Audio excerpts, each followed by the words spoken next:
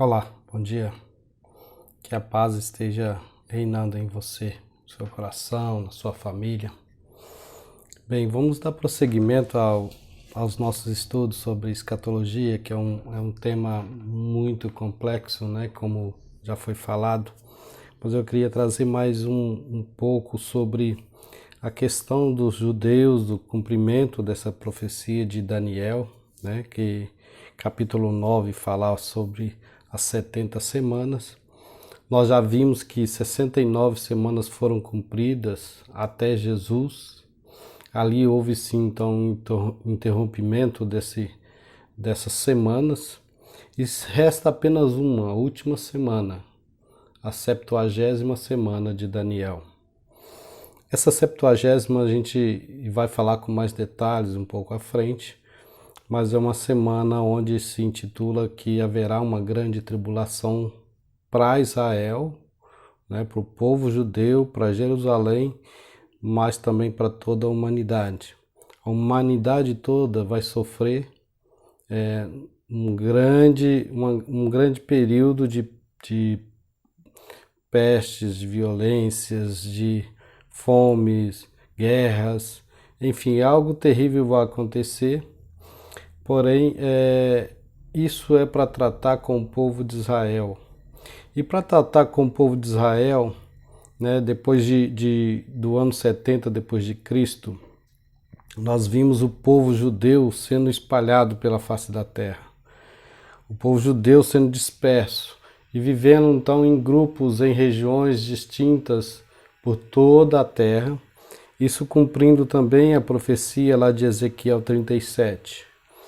E esse povo, aonde eles estavam, por um momento eles tinham paz, mas chegava um momento em que as pessoas daquela região, daquela vila, daquela localidade onde eles estavam, começavam então a se incomodar com o povo judeu, porque viam primeiro que o povo judeu eles tinham uma religião própria, eles tinham os costumes deles próprios, e eles não se misturavam de qualquer forma. Então o povo judeu, olhando para o passado, onde o povo judeu sofreu muito com guerras, perseguições, porque abandonavam o Senhor, e por várias vezes na história o povo judeu se contaminava, Deus vinha com seu juízo sobre o povo, e o povo então voltava novamente, tinha um conserto com Deus e vivia em paz. Então, depois de muitas idas e vindas, o povo judeu aprendeu que eles não poderiam viver adorando outros deuses, se misturando às outras tribos, né, se contaminando ao longo das eras. E com esse espalhamento do povo judeu, com essa diáspora, né, onde o povo judeu saiu para todos os lados, o povo judeu então se manteve firme a sua fé, se manteve firme a seus costumes. Então o povo judeu continuava ainda a celebrar a Páscoa, continuava ainda a guardar o sábado. O povo judeu não procurava não se contaminar casando com outras pessoas de outros países, enfim, se contaminando a sua raiz. E isso incomodava todas as regiões. Porém, o povo judeu não tinha ainda um país, ainda não tinha um lugar para fixar, não tinha Jerusalém. Sião estava longe, estava distante do povo judeu. E depois de 1900 anos aproximadamente, nasceu-se o movimento sionista, onde os judeus já sonhavam, né, um tempo, já sonhavam em retornar para Sião, mas não tinham força, não tinham estratégia, não tinham uma organização para isso. E o movimento sionista, ele nasceu com esse propósito de o povo judeu se organizar, se preparar para um retorno à sua terra. E interessante que o povo judeu, ele nesse período em que ele ficou fora, distante da sua terra natal, vieram os muçulmanos, então invadiram aquela região, se colocaram ali naquela região e o povo muçulmano era totalmente antagônico aos judeus. Então o retorno de um povo judeu se tornava cada vez mais improvável. Até mesmo alguns judeus já julgavam improvável o retorno deles para sua terra. Tanto é que nessas reuniões, na segunda reunião do povo do sionismo, eles já pensavam em ir lá para Uganda, norte da África. Ou seja, em vez de retornar para Jerusalém, eles estavam pensando em voltar para Uganda, montar ali uma nação, um seu estado, estabelecer seu estado naquela região. E aí levantou-se um homem chamado Chaim Weizmann. Esse homem, ele ardeu em seu coração o retorno para Sião. Então ele se levantou numa reunião dessas e falou assim: olha, não existe sionismo sem Sião. Nós nunca deveríamos aceitar retornar para uma terra que não é nossa. A nossa terra está lá, é Jerusalém. A nossa região está lá e é para lá que nós vamos voltar. E aí então ele convenceu a toda aquela cúpula dos judeus a lutar pelo retorno a Sião. Mas eles não tinham uma estratégia ainda bem definida de como fazer isso. Só que Deus age em coisas que nós não imaginamos. Eu queria só ler aqui um texto, Mateus 24, versículo 32 a 35, e diz assim: ó, aprendei, pois, esta parábola da figueira. Quando já os seus ramos se tornam tenros e brotam folhas, sabei que está próximo o verão. Sabe que esse versículo 32, ele está se tratando, na verdade, a figueira, ela representa o povo de Israel, o povo judeu. Esse versículo, na realidade, ele está retratando o ressurgimento do povo de Israel. E ele diz assim, no versículo 33, igualmente, quando virdes essas coisas, sabei que está próximo às portas. Em verdade vos digo que não passará essa geração sem que todas essas coisas aconteçam. O céu e a terra passarão, mas as minhas palavras não hão de passar. Meus queridos, esse movimento sionista, sem a mão de Deus, não teria acontecido absolutamente nada. Chaim Weizmann era um doutor em bioquímica, um homem que ele nos seus estudos, nos seus experimentos, ele teve a ideia de criar a acetona baseada na fermentação bacteriana. E o que isso trouxe de grande importância para o povo judeu e para o seu retorno à sua terra? Na Primeira Grande Guerra, em 1915, 16, 17, ali naquele período da Grande Guerra, Primeira Grande Guerra Mundial, Chaim Weizmann, ele mandou para os britânicos, né, para a cúpula britânica, que ele tinha um projeto dessa acetona e que ele poderia contribuir para o governo britânico. E chegou o ponto que esse projeto ficou parado 2 anos lá na liderança da Grã-Bretanha. E esse projeto, no auge da Primeira Guerra Mundial, eles chamaram Weizmann para conversar.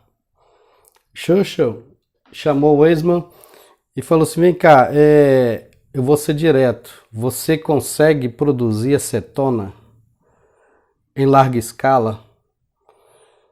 E aí ele, mesmo sem saber, porque ele produzia pequenas quantidades, era um pouco o volume de produção dele, que era só para experimentos e tal, ele falou: olha, eu consigo produzir. Então assumiu ele um projeto de desenvolvimento dessa acetona. E o que a acetona era importante nesse período de Grande Guerra Mundial? Quando os navios com os aliados e tal, eles tinham aqueles canhões, né, que eles detonavam bombas sobre os inimigos. Quando eles armavam o canhão e detonavam uma bomba, jogavam uma bomba no seu inimigo, gerava uma fumaça muito grande, uma grande nuvem de fumaça na região do canhão. Então, para um novo disparo, eles tinham que esperar dissipar aquilo, voltar novamente a recarregar aquele canhão para voltar a dar um novo disparo. E a acetona, ela na bomba, ela impedia que essa nuvem de fumaça fosse gerada. Então eles conseguiam com maior rapidez recarregar a bomba e lançar sobre os seus inimigos. E isso foi fundamental para que a Inglaterra e seus aliados conseguissem vencer a Primeira Guerra Mundial. E no final da Primeira Grande Guerra Mundial, em que os aliados, né, a Grã-Bretanha e seus aliados ali venceram a Grande Guerra, eles chamaram o Chaim Weizmann e falou: vem cá, nós queremos te dar uma condecoração para que, por tudo aquilo que você representou nessa guerra, você foi fundamental para que nós vencêssemos a Primeira Grande Guerra. E aí o Weizmann parou e falou assim: olha, eu não quero nada para mim, pessoal. Eu quero para o meu povo. Eu quero que vocês assinem um acordo para que o meu povo retorne para a minha terra, para Sião.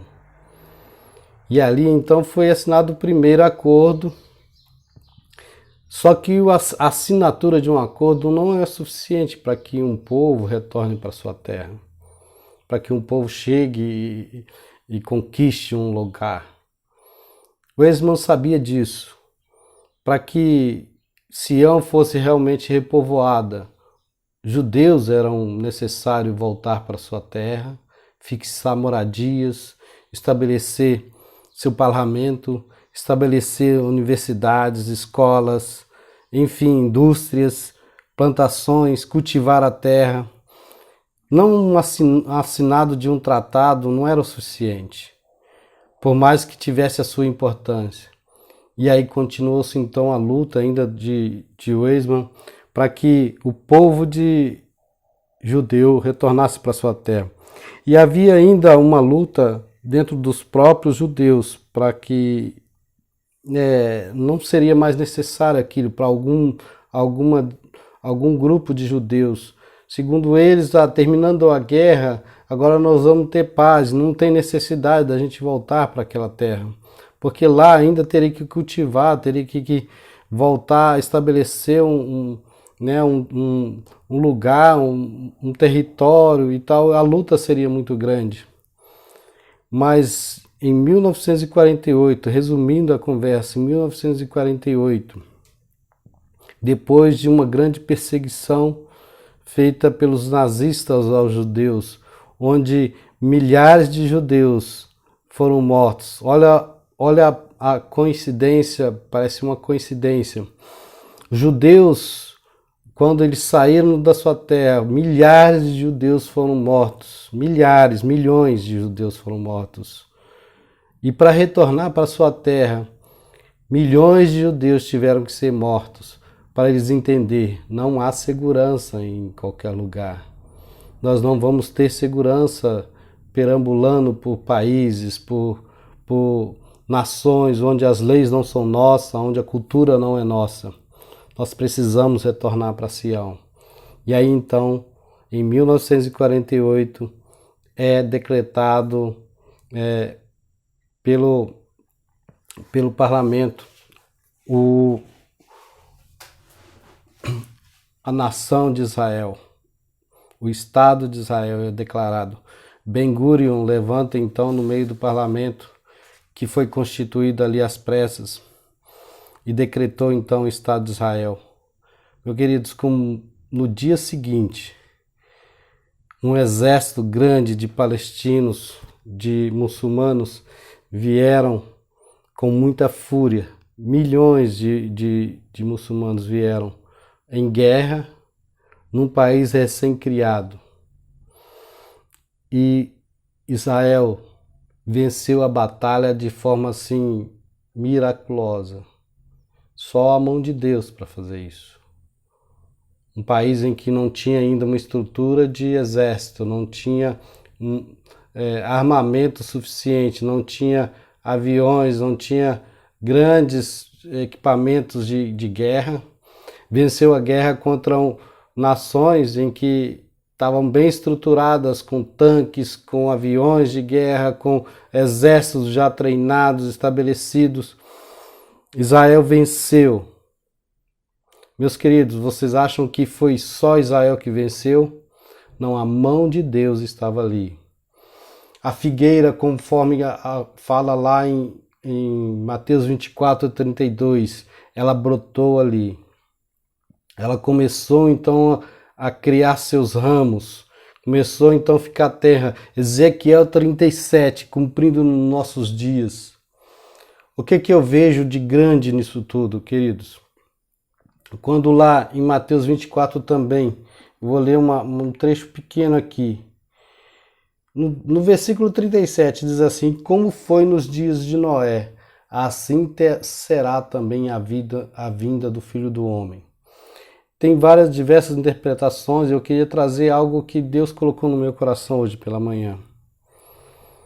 Noé, quando começou a construir a sua arca, no início era apenas madeiras no chão, um serrote cortando, um martelo pregando. Enquanto a estrutura começou então a ser erguida. E durante 100 anos, olhando pelos nossos olhos, foi um longo tempo. Mas a estrutura, aos poucos, ela foi se incorporando àquela região. Então quem passava ao lado não notava o crescimento daquela estrutura. Pense em grãozinhos de areia sendo colocado aos poucos. E ali você não vê que vai chegar um momento que vai ser uma grande montanha. E para você não vai ser algo que vai fazer diferença, porque você viu aquilo crescer muito paulatinamente. Nós estamos vendo uma arca hoje dentro do nosso quintal. Profecias se cumprindo dentro do nosso quintal. Como na época de Noé, a arca está pronta. Meus queridos, a arca está pronta. E nós estamos alheios a isso. As coisas estão acontecendo ao nosso redor, estamos alheios a isso. Né? Daniel, ele fala lá, se não me engano, no capítulo 12, ele fala que a ciência se multiplicaria nos tempos do fim. Não se vê tamanho crescimento da ciência conforme nesses últimos 100, 150 anos. Não se vê, história da humanidade nunca se viu tamanho crescimento da ciência. Olha a medicina em que ponto que está. Olha lá o ser humano viajando de avião para onde está indo. Olha o avião, os meios de comunicações, TVs, você vê as coisas acontecendo do lado do outro planeta, do planeta Terra. Acontece lá agora, você vê aqui instantaneamente. Meus queridos, nós estamos vendo a arca pronta no nosso terreiro e nós não estamos observando, não estamos olhando isso acontecer. Eu creio que a arca está pronta e pouco se falta para que nós possamos entrar nela. E aí vir o grande dilúvio. A tribulação está para chegar. Está batendo a porta. Escute o que eu estou dizendo para você. Escute o alerta que eu estou trazendo para você. O que aconteceu com o retorno de Israel para sua terra. O ressurgimento de um grande país. Não é por acaso. Não é obra do acaso. É obra de Deus. Os cumprimentos estão aí. Creia naquilo que eu estou falando para você. Israel retornou para sua terra. E como diz lá no versículo 34, em verdade vos digo que não passará essa geração sem que todas essas coisas aconteçam. a nossa geração, Jerusalém foi reconhecida, foi retomada em 1968. Particularmente eu creio que esse é o marco para o início dessa geração. Nós estamos no tempo do fim. A nossa geração verá tudo isso acontecer. A grande tribulação, ela vive. A humanidade está passando já por um período em que em pouco tempo todos nós saímos de máscara pelas ruas, andamos pelas ruas aí protegidos, querendo nos proteger, desesperado, muitos desesperados. Saiba que são sinais. A arca está no nosso quintal. Que o Senhor possa te abençoar, esclarecer isso no seu coração. E eu vou falar nos próximos vídeos dos passos seguintes, daquilo que está acontecendo e do que está por vir agora. Cumprindo-se então o período em que iniciará então a primeira semana, a última semana de Daniel, a 70ª semana de Daniel. Que você possa guardar isso no seu coração, que o Espírito Santo possa falar dentro do seu coração, em nome de Jesus.